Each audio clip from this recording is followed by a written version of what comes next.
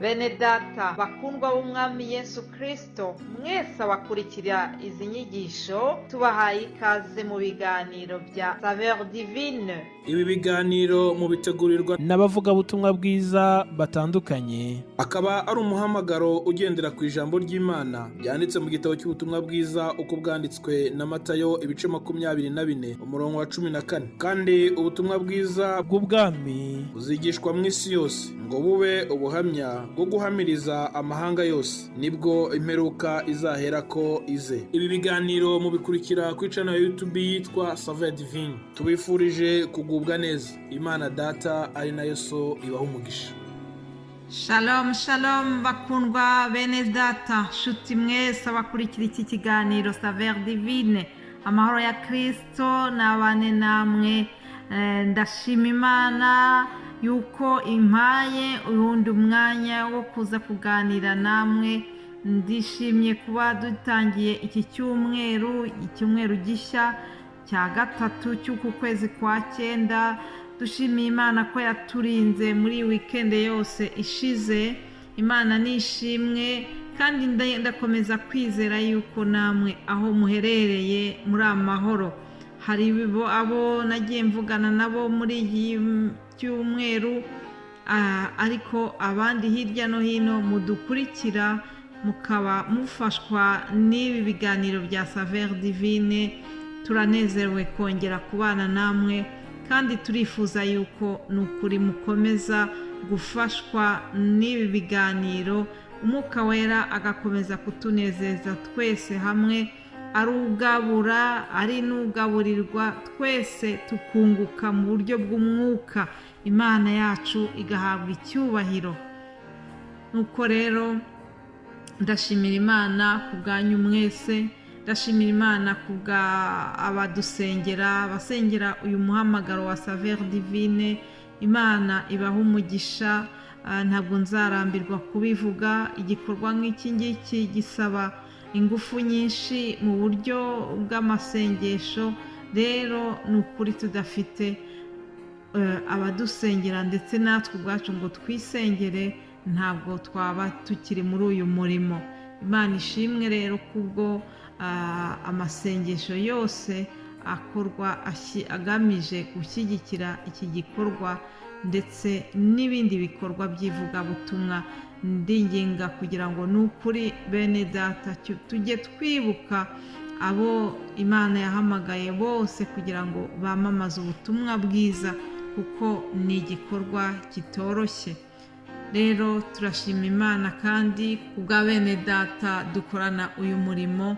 Nukuri n'umugisha kuba dufite iri riba tunywaho, tukaza tukanywa tugashira inyota, binyuze mu muhamagaro, binyuze mu mpano za bene data bandi dukorana iki gikorwa. Ndashimira rwose uburyo bitanga kugira ngo bategure inyigisho zo kubasangiza buri cyumweru. Imana ibaha umugisha utagabanije. Haleluya. Rero munyemerere dutangire iki cyumweru cyacu, tugitangize ijambo ritoya ry'urufunguzo. Iryo jambo rigamije kubabwira ngo Imana yiteguye kukugirira neza.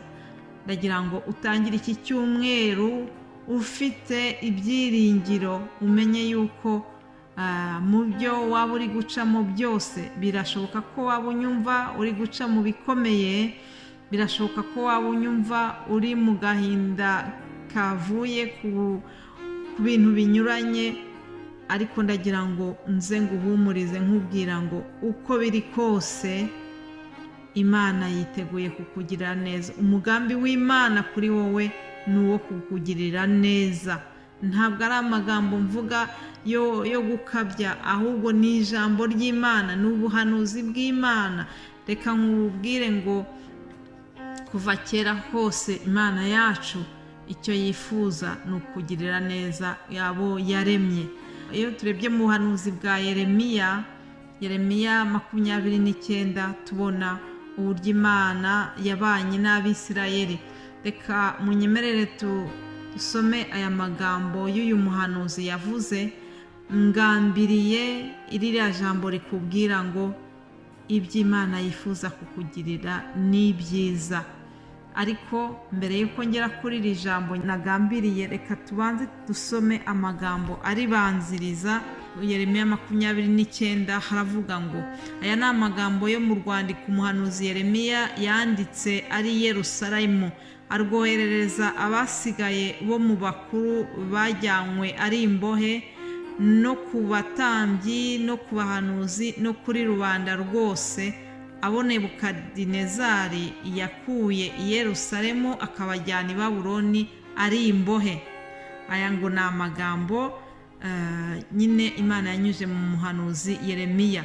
Noneho ku murongo wa 8 bakatubwira ngo, uku ni ko Uwiteka Nyiringabo Imana ya Isirayeli ivuga iti, ntimukemere ko abahanuzi bo muri mwe babahanurira n'abapfumu banyu bakabayobya, kandi ntimukite ku nzozi mujya murota, kuko babahanurira ibinyoma mu izina ryanjye, sinabatumye, niko Uwiteka avuga. Murongo wa 10 haravuga ngo, ahubwo Uwiteka aravuga ati, imyaka 70 yahanuriwe i Babuloni nishira, nzabagenderera mbasohozeho ijambo ryanjye ryiza rituma mugaruka ino.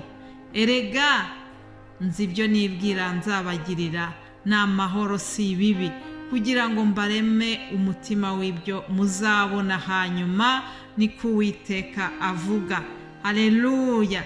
Iri ni rya jambo nari nagambiriye ngo nzi ibyo nifuza kubagirira ni byiza. Haleluya!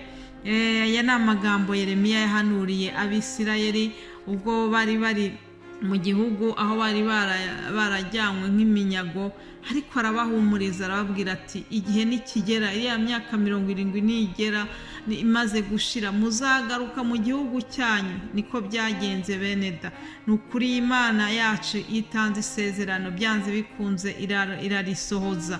Hanyuma mu gihe bari bihebye, bari mu gahinda, nibwo yabahumurije. Yeremiya abaha iri jambo rinyuze Uwiteka yaramuhaye ryo kubahumuriza. Arababwira ati, nubwo mubona bikomeye, nubwo muri mu gahinda kuko kuba mwarajyanywe nk'iminyago, ariko nzi ibyo nibwira nzabagirira ni amahoro si bibi, ngo kugira ngo mbareme umutima w'ibyo muzabona hanyuma. Haleluya! Iriya ni ya magambo wa muririmbyi Israel Mbonyi nawe yaririmbye avuga ngo, nzi ibyo nibwira kubagirira si bibi ni byiza, kugira ngo mbareme umutima w'ibizaza, ndabakunda. Haleluya! Rero ndagira ngo nanjye nkubwire ngo iri jambo urifate yuko ari message Imana iguhaye kuri uyu munsi mu gutangira iki cyumweru. Imana iraguhumurije, ubyiyaturireho, uvuga uti, ndabizi ko iby'Imana yibwira kungirira ari amahoro, ntabwo ari ibibi, kandi Imana ifite umugambi wo kundemamo umutima uremye, umutima w'ibyo nzabona hanyuma. Ibyo mucamo ni ibikomeye, ariko Imana ifite umugambi wo kukugirira neza, niko Uwiteka akubwira. Uwiteka aragushakaho gukiranuka. Iki cyumweru tuzabona imigisha ituruka ku bakiranukiye Imana.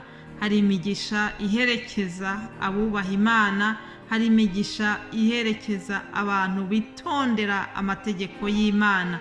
Ngiyo teme tuzaganiraho muri iki cyumweru.